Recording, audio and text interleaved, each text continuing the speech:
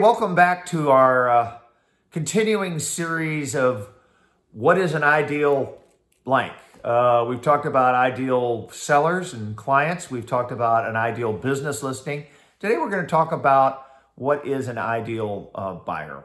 Okay, so first and foremost, an ideal buyer is a motivated buyer, an individual who's thought hard about investing in a business and decided this is what they're going to do. This is not something that they're just kicking around, but they are motivated to actually invest in a business.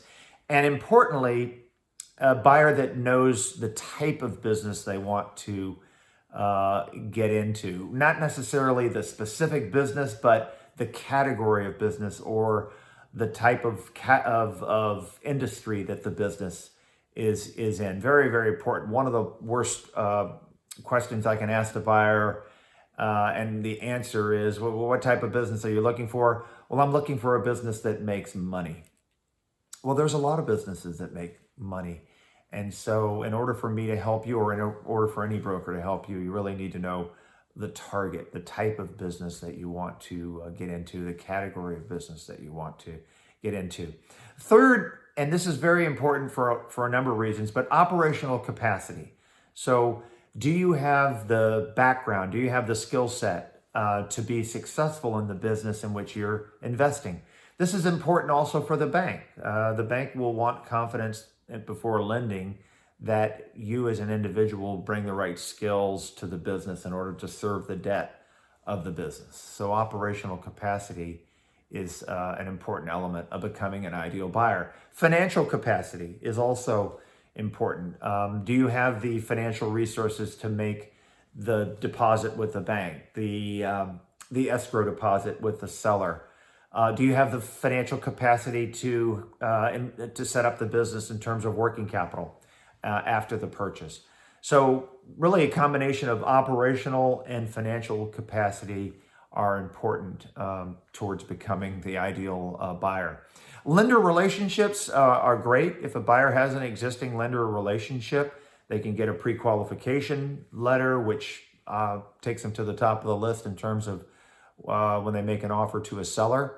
It's not necessarily required or essential, because I can help find the lending packages available. In fact, all my listings have lending packages available. So I'll work with the buyer to find a loan or a partnership with a bank. But it does help.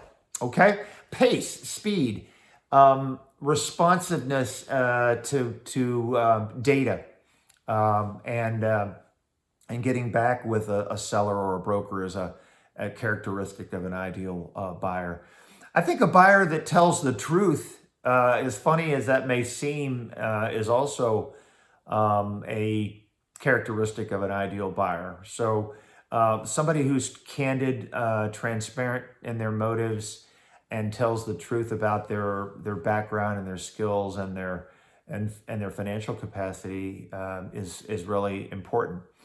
Obviously, a great buyer is somebody who is realistic about the value of the business, is not trying to lowball the seller, but provide a price offer that is consistent with the realistic expectations of the business, and is diligent in doing his homework and coming up with an offer that reflects business value. Now, there's only one price for the business. You've heard me say this. It's the price that the seller's willing to accept and the buyer's willing to make, but it has to pass the test of reasonableness on both sides, so that it's a win-win proposition. You've heard me talk about the intersection of interest, and that is the spot where both the buyer and the seller feel good about the deal.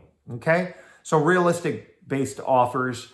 I think an ideal buyer has a professional support team. So they have an attorney, they have a CPA that will help them through the sale. And working together, buyer, seller, broker, and the professional stakeholders on both sides, we can craft a proposition that keeps everybody comfortable and feeling good about the deal. And I think the last thing, and I probably should have said this first, but an ideal buyer respects the confidentiality of the fact that the business is for sale and that the documents that we're providing them are sensitive. And so it's very, very important to the seller and to everyone involved in the sale that we keep the business sale confidential until the right time. Okay?